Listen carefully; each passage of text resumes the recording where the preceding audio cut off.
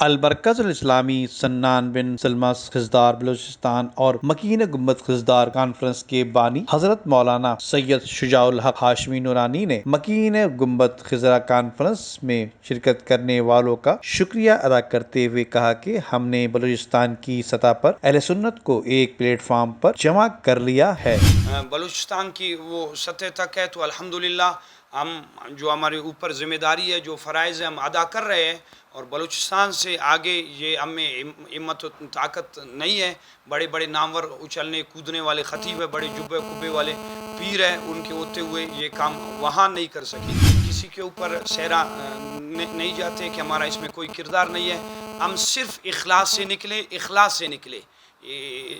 اس کام کے لیے، اور ہمارا کوئی اپنے وہ ادارے کا مرکز کا کوئی وہ معاملہ نہیں تھا کہ اس کے وہ شان ہو اور یہ کہ انہوں نے اتنا کیا۔ ہم صرف اہل سنت کے لیے نکلے کہ وہ اہل سنت کے لیے، کسی اور تنظیم کے لیے نہیں کہ اس تنظیم کا ہوگا، تنظیم کے قائد خوش ہو جائیں گے۔ ہم یہ یہاں سے نکلے تو اس نیت سے کہ اللہ اور اس کے رسول خوش ہو جائے۔ اور ایک بات اس میں یہ ہے کہ یہ تو سارے برکات ہمارے وہ نہیں ہے کہ وہ صحرا ہمارے سر پہ، یہ اخلاص کی برکت ہے۔ ہم اخلاص سے نکلے۔ اور ایک بات مجھے یاد آئی کہ ہم فقیری اختیار کریں، فقیر بنے تو سارا کچھ ہو سکتا ہے۔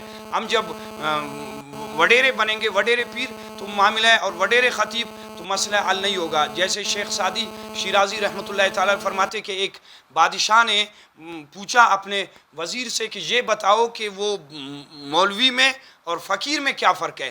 تو وہ وزیر نے کہا کہ یہ تو آسان بات ہے، آپ مہربانی فرمائے 2 دعوت کا اہتمام فرمائے۔ تو وہ قصہ مختصر، وزیر نے بادشاہ نے 2 دعوت کا اہتمام کیا۔ ایک میں شہر کے سارے جو علماء تھے ان کو مدعو کیا گیا۔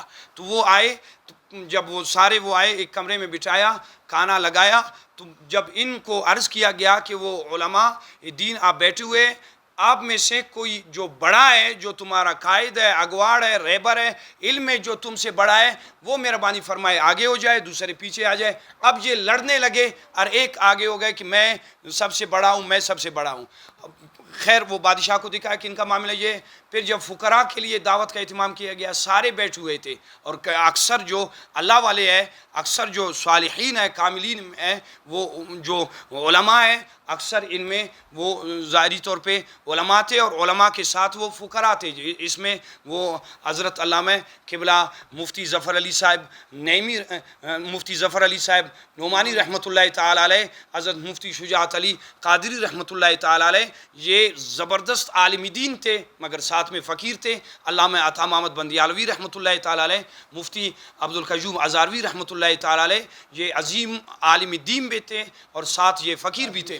علامہ غزالی زمان سید احمد سعید شاہ صاحب کاظمی رحمۃ اللہ تعالیٰ علیہ، حضرت مفتی احمد یار خان نعیمی رحمۃ اللہ تعالیٰ علیہ۔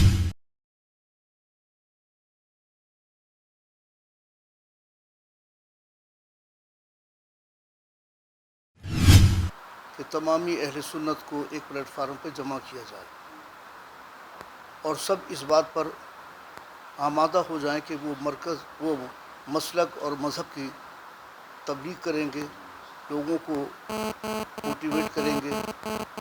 اس لیے ہمارا بھی نقطہ نظر یہی ہے، علامہ ہاشمی صاحب کا نقطہ نظر یہ ہے کہ اس وقت ضرورت اس امر کی ہے کہ تمام سنیوں کو ایک پلیٹ فارم پہ جمع کیا جائے، اور ہر قسم کا کوئی اگر اختلاف بھی ہو کسی کے اندر تو اس اختلاف کو نظر انداز کیا جائے، یا اس کو بند کمرے میں بیٹھ کے طے کیا جائے۔ علامہ سید شاہ تراب اللہ قادری دنیا سے تشریف لے گئے، قائد ملت اسلامی حضرت علامہ مولانا شاہ احمد نورانی صدیقی رحمۃ اللہ دنیا سے تشریف لے گئے، مولانا عبدالستار احمد صاحب نیازی تشریف لے گئے۔ ان اکابرین کے بعد اب ضرورت اس امر کی ہے کہ ہم نے جو قیادت کے قابل ہے، جو قیادت کو لے کے چل سکتا ہے، جو قوم کی تقدیر کو بدل سکتا ہے، وہ ہمارے بعض علماء کرام ہیں جو بڑے قداور ہیں، جن کا میں نام نہیں لے سکتا لیکن بہت قداور ہیں۔ وہ آگے قوم کی کشتی کو پار لگانے کے لیے کوشش کریں گے، تو یقینی بات ہے کہ اہل سنت کے مرکز پہ جمع بھی ہو جائیں گے اور کامیاب ہو جائیں گے۔ باطل طاقت ہے، یہود و نصارہ کی طاقت ہے، اس وقت یہ چاہتی ہے کہ پاکستان سے اسلام کا نام مٹا دیا جائے، تہذیب و تمدن ختم کر دیا جائے، کلچر ختم کر دیا جائے۔ اور آپ دیکھ رہے ہیں کہ کلچر ختم ہو چکا ہے، تہذیب و تمدن ختم ہو چکی ہے، تو ہمیں ضرورت اس امر کی ہے کہ ہم اسلام کی بقا کے لیے، اسلام کی آبیاری کے لیے، مسلک کی آبیاری کے لیے متحد ہو کر کام کریں۔ وہ بلوچستان کا صوبہ ہو، چاہے وہ سندھ کا صوبہ ہو، چاہے پنجاب کا صوبہ ہو، چاہے پختونستان کا صوبہ ہو، ہم سب کو ایک آواز ہو کے قدم اٹھانا ہوگا تاکہ پاکستان اسلام کا گہوارہ بنے۔